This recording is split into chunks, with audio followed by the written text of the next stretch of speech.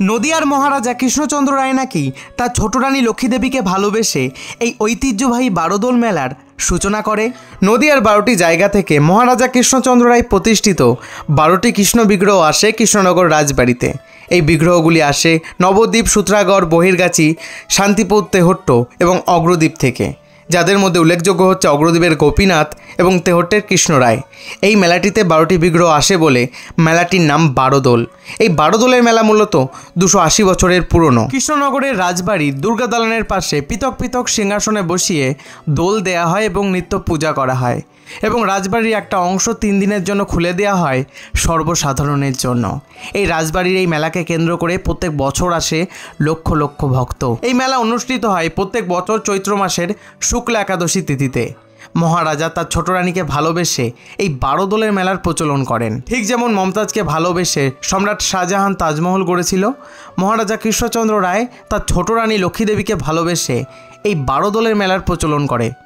আজকে আমরা চলে এসেছি নদিয়া জেলার সদর শহর তথা মহারাজা কৃষ্ণচন্দ্র রায়ের শহর কৃষ্ণনগরে। কৃষ্ণনগর রাজবাড়িকে কেন্দ্র করে বসে দীর্ঘকালের শতাব্দী প্রাচীন এবং বিখ্যাত বারোদোলের মেলা, যেই মেলা চলে 1 মাস ব্যাপী। প্রত্যেক বছর দোল পূর্ণিমার পর চৈত্র মাসের শুক্লা একাদশী তিথিতে নদিয়ার মহারাজা কৃষ্ণচন্দ্র রায়ের রাজবাড়িতে আয়োজিত হয় এই মেলার। কথিত আছে মহারাজা কৃষ্ণচন্দ্র রায় নাকি এই মেলার প্রবর্তক। বারোদোলের মেলার সঙ্গে জুড়ে আছে অনেক গল্প, অনেক ইতিহাস। সেই সময়কার অর্থনীতিতে এই মেলার গুরুত্ব ছিল অনেক। তখনকার বাজার এখনকার মতো এত উন্নত ছিল না। তখনকার দিনে এই মেলাকে কাজে লাগিয়ে উৎপাদিত দ্রব্য সামগ্রী বিক্রয় করা হতো। নদিয়ার মহারাজা কৃষ্ণচন্দ্র রায়ের আমল থেকে একটি প্রাচীন ঐতিহ্য প্রচলিত আছে এই মেলাকে কেন্দ্র করে।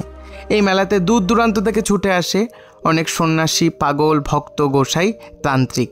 আগে হ্যাঁ, এই মেলাটা মূলত 1 মাসের হলেও তারা থাকে মূলত 3 দিনের জন্য। 3 দিন পর আবার তারা চলে যায় তাদের নিজ নিজ গন্তব্যে। রাস্তার 2 ধার ধরে দেখতে পাচ্ছ অনেক পাগল, ভক্ত, গোসাই মাত্র 3 দিনের অতিথি হয়ে এসছে আমাদের কৃষ্ণনগরে। প্রাচীনকালে আসতো তাদের পূর্বপুরুষ, আর এখন আসছে তারা। বারোদোল কথাটির বিশ্লেষণে মহারাজা কৃষ্ণচন্দ্র রায়ের নবম উত্তর পুরুষ সৌমিশ চন্দ্র রায় বলেছেন, বারোদোল আসলে 12টা ঠাকুরের দোল খেলা। আমরা এটাও ভাবতে পারি এটা আসলে দেবতার মিলন উৎসব। কাজেই এটাকে কেন্দ্র করে ভক্তজন এবং সাধারণ মানুষের জন্য মেলার আয়োজন করা হবে, এটাই তো স্বাভাবিক। 12টা বিগ্রহ নদিয়ার বিভিন্ন স্থান থেকে আনার প্রচলন রয়েছে আজও। এই 12টি বিগ্রহ নদিয়ার বিভিন্ন স্থান থেকে আনা হয়। এই বিগ্রহগুলি মহারাজা কৃষ্ণচন্দ্র রায় নিজে প্রতিষ্ঠা করেছিলেন। এই বিগ্রহগুলো বহির্গাছি, সূত্রাগড়, নবদ্বীপ বিভিন্ন স্থানে যে মন্দিরগুলো স্থাপন করেছিল মহারাজা কৃষ্ণচন্দ্র রায়, সেখান থেকে আসে প্রত্যেক বছর। তার প্রবর্তিত দেবত্ব সম্পত্তিতে সারা বছর পূজার্চনার রীতি। সেই সময় বিগ্রহগুলিকে মহা সমারোহে বারোদোলের সময় আনা হয় মাত্র 3 দিনের জন্য। ভক্তদের দর্শনের সুযোগ করে দেয়া হয়। এই 3 দিন দেবতাকে নানা রকম সাজে সজ্জিত করা হয়। প্রথম দিন রাজবেশ, দ্বিতীয় দিন ফুল বেশ এবং তৃতীয় দিন রাখাল বেশে সাজানো হয় ভগবান কৃষ্ণের নানা বিগ্রহ। এই মেলার নামকরণ নিয়ে বেশ কিছু মতান্তর রয়েছে। কেউ কেউ বলে দোল পূর্ণিমার 12 দিন পর এই মেলা উদযাপন হয়, তাই এর নাম বারোদোল। আবার কারো কারো মতে মহারাজা কৃষ্ণচন্দ্র রায়ের রাজবাড়ির কুল বিগ্রহ বড়নারায়ণ ব্যতীত 12টি বিগ্রহ বিভিন্ন স্থান থেকে নিয়ে এসে মহাসমারোহে 3 দিন রাজবাড়ির নাথ মন্দিরে পুজো করতেন বলে এই মেলার নাম বারোদোল। বড়হি, শান্তিপুর, সূত্রাগড়, তেহট্ট, নবদ্বীপ, অগ্রদ্বীপ, বহির্গাছি বিভিন্ন স্থান থেকে আগত 12টি বিগ্রহর নাম হচ্ছে বলরাম, শ্রী গোপীমোহন, লক্ষ্মীকান্ত, ছোট নারায়ণ, ব্রাহ্মণ্যদেব, গড়ের গোপাল, অগ্রদ্বীপের গোপীনাথ, নদিয়ার গোপাল, তেহট্টের কৃষ্ণরায়, কৃষ্ণচন্দ্র, গোবিন্দদেব, মদন মোহন। এখন অবশ্য সমস্ত বিগ্রহ আসে না কৃষ্ণনগর রাজবাড়িতে। অগ্রদ্বীপের গোপীনাথ এবং তেহট্টের কৃষ্ণরায়কে পাঠানো হয় না কৃষ্ণনগর রাজবাড়িতে কিছু বিশেষ কারণের জন্য। বিগত 12 বছর ধরে আসে না অগ্রদ্বীপের গোপীনাথ এবং বহু বছর ধরে আসে না তেহট্টের কেষ্টরায় কিছু মূর্তির ক্ষয়ক্ষতির জন্য। তাই বিগ্রহের বদলে অগ্রদ্বীপের গোপীনাথের ফটো রাখা হচ্ছে কৃষ্ণনগর রাজবাড়িতে। যদিও 12টি বিগ্রহের জন্যই এই মেলার নাম বারোদোল, কিন্তু বিগ্রহের সংখ্যা 12 নয়, আসলে 13। বারোদোলে রাজবাড়ির বড়নারায়ণ সহ 12টি কৃষ্ণ বিগ্রহ থাকেন। 12টি বিগ্রহ নদিয়া রাজ কর্তৃক বিভিন্ন স্থানে মন্দির প্রতিষ্ঠিত এবং নিত্য পূজিত। তেহট্টের কেষ্টরায়কে অনেকদিন ধরে মন্দির কর্তৃক পাঠানো হচ্ছে না। অগ্রদ্বীপের গোপীনাথও আসছে না বহু বছর ধরে। ফলে সাধারণ ভক্তরা দর্শন লাভ থেকে বঞ্চিত হচ্ছে ভগবানের। যদিও সাধারণ মানুষ বিশ্বাস করে গোপীনাথের কৃপা তাদের সাথে সর্বদা রয়েছে। বিগ্রহগুলিকে কাঠের সিংহাসনে বসিয়ে দোল দেয়া হয় এবং ভগবানের চরণে আবির নিবেদন করা হয়। বাড়ির গাছের প্রথম ফলটা ভগবানকে নিবেদন করে তারা। বারোদোলের এই 3 দিন মহারাজা কৃষ্ণচন্দ্রের রাজবাড়ির নাট মন্দিরে পূজা পায় এই 12টি বিগ্রহ। পরে রাজবাড়ির দক্ষিণ দিকে ঠাকুরবাড়িতে বড় নারায়ণ বিগ্রহের সঙ্গে থাকে এবং পূজা পায় 1 মাস ব্যাপী। 1 মাস পর বিগ্রহগুলিকে পুনরায় নিজ নিজ স্থানে ফিরিয়ে নিয়ে যাওয়া হয়। বারোদোলের 3 দিন বিগ্রহগুলিকে নানা রকম পোশাক পরানো হয়। প্রথম দিন পরানো হয় রাজবেশ অর্থাৎ মূল্যবান অলংকার এবং রাজ পোশাক। দ্বিতীয় দিন পরানো হয় ফুলবেশ অর্থাৎ নানা রকম সুগন্ধি ফুল দিয়ে সাজানো হয় সমস্ত বিগ্রহ, এবং তৃতীয় দিন রাখাল বেশে সাদামাটাভাবে সাজানো হয় এবং বিগ্রহগুলি রাজবাড়িতে 3 দিন এরকমভাবে নিত্য পূজা পায় এবং রাজবাড়ির একটা বড় অংশ খুলে দেওয়া হয় সর্বসাধারণের জন্য। স্ত্রীর প্রতি আন্তরিক ভালোবাসা জন্ম দিয়েছে একটা বিখ্যাত বারোদোল মেলার। কৃষ্ণনগর রাজবাড়ির এই স্তম্ভগুলি শত শত বছর ধরে এইভাবেই দাঁড়িয়ে আছে, অনেক প্রাচীন ইতিহাস বুকে করে নিয়ে।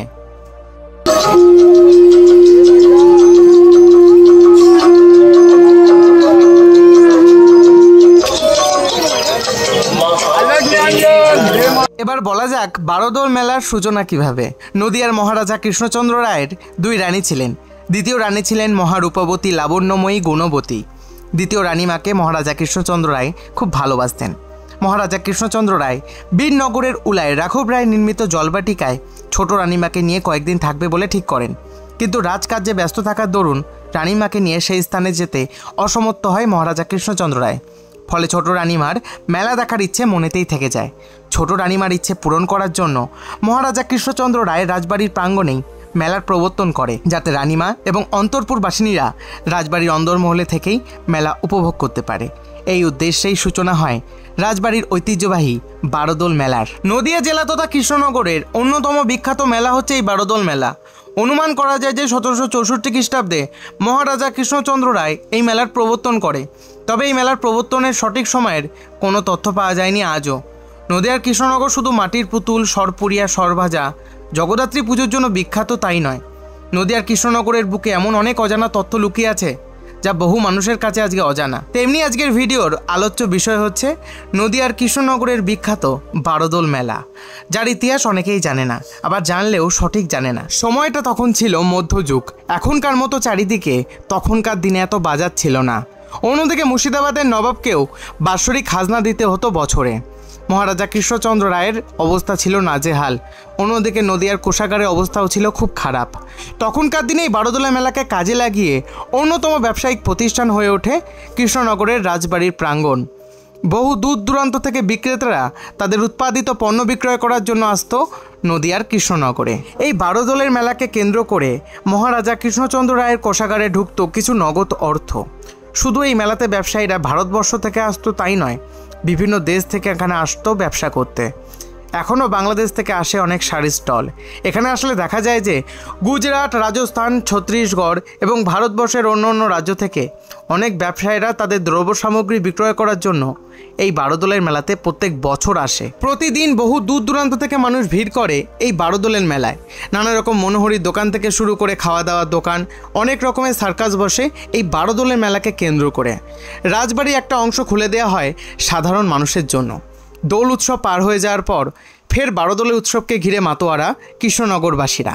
এই উৎসবে শুধু কৃষ্ণনগরের মানুষ আসে তাই নয়, আশেপাশের এলাকা থেকেও মানুষ দলে দলে যোগদান করে। বারোদোলের মেলা মূলত 300 বছর পুরনো একটা মেলা। এর সাথে শুধু মানুষের মনোরঞ্জন, উৎসব, আনন্দ জড়িয়ে আছে তাই নয়, এর সঙ্গে জড়িয়ে আছে নদিয়ার রাজ পরিবারের প্রাচীন ঐতিহ্য। মহারাজা কৃষ্ণচন্দ্র রায়ের নামে কৃষ্ণনগর হয়েছে। এই মেলাকে কেন্দ্র করে একটা জনশ্রুতি চালু আছে, সেটাই বরং বলা যাক। মহারাজা কৃষ্ণচন্দ্র রায় দ্বিতীয়বার বিবাহ করেছিলেন লক্ষ্মী দেবীকে। লক্ষ্মী দেবী রানাঘাটের এক ব্রাহ্মণ পরিবারের অপরূপ সুন্দরী এবং সুলক্ষণা কন্যা। একটা সাধারণ পরিবার থেকে রানী হয়ে এলেন কৃষ্ণনগর রাজবাড়িতে। রাজবাড়িতে হাজার রকম নিয়মের বেড়াজালে আবদ্ধ হয়ে থাকতে খুব কষ্ট হতো ছোট রানীমার। ছটফটে হাসিখুশি কিশোরী মেয়েদের মতো তার ভালো লাগতো মেলাতে বেড়াতে, মেলাতে গিয়ে পুতুল কিনতে, বাদাম ভাজা খেতে।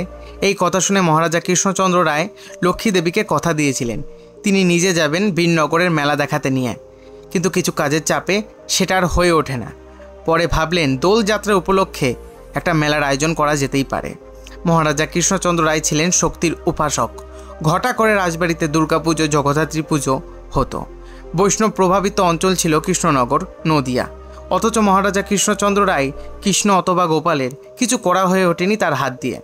তখন চৈত্র মাস, দোল উৎসবের পর ফাল্গুন মাসে রাজার বড় ইচ্ছে হলো, পণ্ডিতেরাও বিধান দিলেন দোল উৎসব পালন করা যেতে পারে। হরিভক্তি বিলাস গ্রন্থে উল্লেখ আছে, চৈত্র মাসে শুক্লা একাদশী তিথিতে নাচ গান সহ দেবদেবীদের দক্ষিণ মুখ করে বসিয়ে 1 মাস দোলায় বসিয়ে দোলাতে হয়।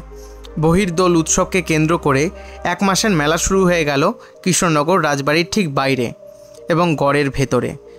বাংলার বৃহত্তম নাটমন্দির আর নহবতখানা সাক্ষী হয়ে থাকলো এই বারোদোল মেলার। আগে এই মেলাটা লোকমুখে ছিল বহির্দোল মেলা, কিন্তু লোকমুখে পরবর্তীতে এই মেলা হয়ে দাঁড়ায় বারোদোল মেলা। মহারানীর আর বেড়াতে যেতে বা মেলায় যেতে অসুবিধাই রইল না। এই একটা ছোট্ট ঘটনা থেকে বোঝা যায় মহারাজা কৃষ্ণচন্দ্র রায় তার স্ত্রীকে কতটা গুরুত্ব দিত, তার কতটা কদর করত। ভালোবাসা, ঐতিহ্য এবং অভিমান থেকে সৃষ্টি হয় প্রাচীন এই বারোদোল মেলা, যা আজকে নদিয়ার বুকে আমাদের গর্ব এবং ঐতিহ্যের প্রতীক। বারোদোলের মেলার প্রস্তুতি চলছে জোর কদমে। দেখতেই পাচ্ছ, সমস্ত স্টল কিন্তু এখনো বসেনি। আমরা এখন যেদিকে যাচ্ছি সেটা হচ্ছে মহারাজা কৃষ্ণচন্দ্র রায়ের যে প্রহরীরা থাকতো পাহারায় নিযুক্ত, তাদের বাসভবন। কথিত আছে মহারাজা কৃষ্ণচন্দ্র রায় নাকি খুব উদার প্রকৃতির একজন মানুষ ছিলেন। তিনি নিজস্ব খরচে প্রহরীদের জন্য বাসভবন বানিয়ে দিয়েছিল তার রাজপ্রাসাদের ঠিক বাইরেই। দেখতেই পাচ্ছ, এই পুরনো ভবনগুলোই হচ্ছে সেই প্রহরীদের বাড়ি। কৃষ্ণনগরের বারোদোলের মেলার বিশেষ আকর্ষণ হচ্ছে সার্কাস এবং মরণকূপ, যা সচরাচর অন্য কোনো মেলাতে দেখতে পাওয়া যায় না। বৃহত্তম এই মেলাতে গেলে আপনি 3টে অংশ খুঁজে পাবেন। প্রথম এবং তৃতীয় অংশে বিভিন্ন রকমারি সামগ্রীর দোকান, মুখরোচক খাবারের দোকান এবং এই মেলার প্রসঙ্গে ঠিক মাঝখানে বিভিন্ন দোলনা এবং মনোরঞ্জনদায়ক খেলাধুলোর সমাহার। এই মেলাতে শুধু কৃষ্ণনগর বা আশেপাশের তৈরি জনপ্রিয় দ্রব্য বিক্রয় করা হয় তাই নয়, বহু দূর দূরান্ত থেকে অনেক মানুষ আসে তাদের বিখ্যাত জিনিসপত্রের দোকান নিয়ে এখানে বিক্রয় করার জন্য। আচার থেকে শুরু করে আলমারি, কৃষ্ণনগর বারোদোলের মেলায় সবই বর্তমান রয়েছে। এই মেলা মোটামুটিভাবে 1752 থেকে 56 মধ্যে প্রবর্তিত হয় বলে সকলে মনে করে থাকে। 1752 খ্রিস্টাব্দে ভরতচন্দ্র রায়ের গুণাকার লিখিত অন্নদা মঙ্গল কাব্যে কৃষ্ণচন্দ্রের বারোদোল সম্পর্কে কোনো উল্লেখ নেই। তাই 1752 খ্রিস্টাব্দের পূর্বে এই মেলার প্রবর্তন হয়নি। মহারাজা কৃষ্ণচন্দ্র রায়ের সময় বর্গীদের ভয়ে শিবনিবাসে নদিয়ার রাজধানী নিয়ে যায়। শিবনিবাসে 1754 খ্রিস্টাব্দে বুড়ো শিবের মন্দির তৈরি করে, তা আমরা প্রত্যেকেই জানি। শিবনিবাস থেকে 1763 খ্রিস্টাব্দে কৃষ্ণনগর রাজবাড়িতে ফিরে আসে মহারাজা কৃষ্ণচন্দ্র রায়। তবে 76 মন্বন্তরের কথাও কিন্তু জানি। 1770 খ্রিস্টাব্দে মন্বন্তর হয়, তাই 1770 খ্রিস্টাব্দের পর এই মেলা শুরু করা প্রায় অসম্ভব ব্যাপার। মহারাজা কৃষ্ণচন্দ্র রায় রাজবাড়িতে ফেরার পরবর্তীতে অর্থাৎ 1764 খ্রিস্টাব্দে বারোদোলের মেলার প্রবর্তন করে বলে ধরে নেওয়া যেতেই পারে। কৃষ্ণনগর বারোদোলের মেলাতে আসার পথ নির্দেশ, অর্থাৎ কিভাবে আসবেন কৃষ্ণনগরের বারোদোলের মেলাতে। আপনি চাইলে সড়ক পথ বা রেলপথ দুইভাবেই কিন্তু আসতে পারেন বারোদোলের মেলাতে। সেই ক্ষেত্রে জনপ্রতি 10 টাকা করে দিলেই আপনাদেরকে নামিয়ে দেবে রাজবাড়িতে। আপনি চাইলে সড়ক পথেও আসতে পারেন, অর্থাৎ বাস স্ট্যান্ড হয়ে জনপ্রতি 10 টাকা করে দিলেই পেয়ে যাবেন টোটো। টোটো আপনাদেরকে নামিয়ে দেবে রাজবাড়ির মাঠে। আমার সকল ভিউয়ার্স অ্যান্ড সাবস্ক্রাইবার্স প্রত্যেককে আমন্ত্রণ রইল কৃষ্ণনগরের বারোদোলের মেলাতে। সেই সময় একদিকে বর্গী আক্রমণে বিপর্যস্ত বাংলা এবং অন্যদিকে নবাবের রাজস্ব আদায়ের ক্রমাগত চাপ। এর মাঝখানে সাধারণ মানুষের কাছে এই বারোদোলের মেলা হয়ে উঠেছিল বিনোদন, কেনাবেচা এবং এক টুকরো মরুদ্যান। সেই মেলা ক্রমাগত বিশাল আকার ধারণ করে, জনপ্রিয় এবং বিখ্যাত হয়ে ওঠে। এই মেলা শুধুমাত্র একটা জাতি বা সম্প্রদায়ভুক্ত মানুষের নয়, এই মেলা সকল ধর্মের মানুষের। এই মেলা হচ্ছে একটা মিলন উৎসব। এই মেলাতে আসতে পারে সকল ধর্মের, সকল সম্প্রদায়ভুক্ত মানুষেরা, হিন্দু, মুসলিম, খ্রিস্টান, সকল সম্প্রদায়ভুক্ত মানুষ। কথিত আছে মধ্যযুগে অর্থাৎ মহারাজা কৃষ্ণচন্দ্র রায়ের আমলে নবাব বাহাদুরকে এই মেলাতে আমন্ত্রণ জানাতেন প্রত্যেক বছর, এবং আশ্চর্যজনকভাবে মুর্শিদাবাদের নবাব প্রত্যেক বছর এই বারোদোলের মেলাতে আসতেন। কথিত আছে মহারাজা কৃষ্ণচন্দ্র রায়ের আমন্ত্রণে নবাব বাহাদুর স্বয়ং বারোদোলের মেলা উপলক্ষে এই নদিয়াতে তথা কৃষ্ণনগরে আসেন অতিথি হয়ে, এবং অতিথি হয়ে এখানে এসে মাটির পুতুল কেনেন তিনি এবং প্রশংসাও করেন।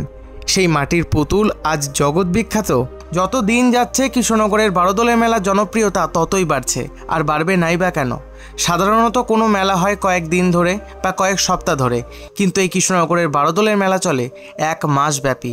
1 মাস ব্যাপী রাজবাড়ির মাঠকে কেন্দ্র করে এই বারোদলের মেলা হয়। কৃষ্ণনগর বারোদলের মেলা জনজোয়ারে ভাসতে প্রত্যেক বছর লক্ষ লক্ষ মানুষ এই বারোদলের মেলাতে আসে। শুধুমাত্র কৃষ্ণনগরবাসীরাই এই বারোদলের মেলাতে আসে তা একদমই নয়, কৃষ্ণনগরের আশেপাশের অঞ্চল থেকেও আসে প্রচুর মানুষ। জাতি ধর্ম বর্ণ নির্বিশেষে সকল মানুষ সামিল হয় রাজবাড়ির এই বারোদলের মেলাতে। মধ্যযুগেও যেমন বারোদলের মেলাকে কেন্দ্র করে ব্যবসায়িক কেন্দ্র হয়ে উঠেছিল কৃষ্ণনগর, তেমনি আজও বারোদলের মেলাকে কেন্দ্র করে বহু ব্যবসায়ীরা আসে এখানে ব্যবসা করতে। প্রচুর স্টল বসে। নদিয়ার মহারাজা কৃষ্ণচন্দ্র রায় সম্পর্কে যত শুনছি ততই অবাক হচ্ছি আমি। মহারাজা কৃষ্ণচন্দ্রের নাম স্বর্ণাক্ষরে লেখা আছে ইতিহাসের পাতায়। তিনি এত নজিরবিহীন কাজ করেছিলেন আগে, হ্যাঁ, এত মন্দির স্থাপন করেছিলেন, এত ধার্মিক কার্যকলাপের সাথে তিনি যুক্ত ছিলেন। নদিয়ার রাজ পরিবারের নাম স্বর্ণাক্ষরে লেখা আছে ইতিহাসের পাতায়। এটা হচ্ছে দেবতাদের মিলন উৎসব। মিলন উৎসবকে কেন্দ্র করে যে এত বড় সুবিশাল মেলা বসতে পারে, সত্যি তা নজিরবিহীন। এটা কিন্তু সব জায়গায় দেখা যায় না। অ্যাকচুয়ালি বারোদলের মেলার মূল উদ্দেশ্য হচ্ছে দেবতাদের মিলন উৎসব। এই কৃষ্ণনগর বারোদলের মেলা একটা প্রেমের উৎসব। মহারাজা কৃষ্ণচন্দ্র রায় তার রানীর প্রতি ভালোবাসার প্রতীক। আগে, হ্যাঁ, তিনি রানীর প্রতি ভালোবাসা থেকেই একটা গোটা মেলার সূচনা করে, যা পরবর্তীতে বারোদলের মেলা নামে প্রসিদ্ধ এবং খ্যাত। এবং তোমাদের কারো কারো মনে কিছু কোশ্চেন আছে, কবে আসলে কৃষ্ণনগর রাজবাড়ি দেখতে পাবে তোমরা? দেখো, কৃষ্ণনগর রাজবাড়ি সম্পূর্ণভাবে তোমরা দেখতে পারবে না, কারণ কৃষ্ণনগর রাজবাড়ির অন্দরমহলে ঢোকা সম্পূর্ণ নিষিদ্ধ। কিন্তু জগদ্ধাত্রী পুজো, দুর্গা পুজো আর বাসন্তী পুজো উপলক্ষে যদি তোমরা আসো, তোমরা রাজবাড়ির একটা অংশ খোলা পাবে। আর বিশেষ করে এই বারোদলের 3 দিন রাজবাড়ির একটা অংশ খোলা থাকে সর্বসাধারণের জন্য। কথিত আছে মহারাজা কৃষ্ণচন্দ্রের নাকি নবরত্ন সভা ছিল, আর সেই সভার মূল রত্ন ছিল হাসির রাজা, জ্ঞানের রাজা, রসিক রাজা গোপাল ভাঁড়। সর্বকাজ করার আগে গোপাল ভাঁড়ের কাছ থেকে পরামর্শ নিতেন মহারাজা কৃষ্ণচন্দ্র রায়। তার পরামর্শেই নাকি এই বারোদলের মেলার সূচনা হয়। অ্যাকচুয়ালি ছোট রানীমার অভিমান ভাঙানোর জন্যই গোপাল ভাঁড় এই বুদ্ধিটা দেয় মহারাজকে। আমরা এখন যাচ্ছি বাড়ির পথে, আর এটা হচ্ছে রাজার দিঘি। এই দিঘিটা কৃষ্ণনগর রাজবাড়ির চারিধার দিয়ে, যাতে শত্রুরা আক্রমণ করতে না পারে কৃষ্ণনগর রাজবাড়ি, এই জন্যই দিঘি চারিদিক দিয়ে। তো আজকের এই ভিডিওটা এই পর্যন্তই। দেখা হচ্ছে নতুন কোনো ঝাঁচকচকে ব্লগের সাথে। তোর চ্যানেলে নতুন হলে সাবস্ক্রাইব করতে ভুলো না।